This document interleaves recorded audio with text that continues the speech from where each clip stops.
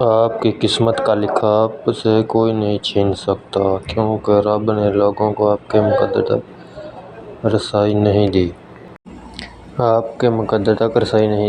بہت سے لوگ آپ کے لیے کچھ نہیں کر سکتے، لیکن ان سے باتیں صرف اس لیے اچھی لگتی ہیں کیونکہ ان کی مثبت باتوں سے سہارا ملتا ہے۔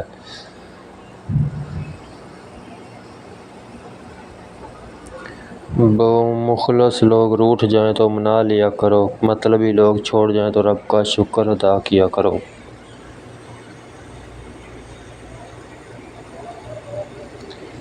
جن کی کوئی عزت نہیں ہوتی، وہ دوسروں کو بے عزت کر کے فخر محسوس کرتے ہیں۔ جب ضرورت بدلتی ہے تو لوگوں کا لہجہ بھی بدل جاتا ہے۔ ہنستے ہوئے جو رویا ہوگا، یقین کرو اس نے بہت کچھ کھویا ہوگا۔ جس انسان کو بہت جلدی غصہ آتا ہے، وہ اپنی زندگی کا قیمتی فیصلہ ہمیشہ غلط کر بیٹھتا ہے۔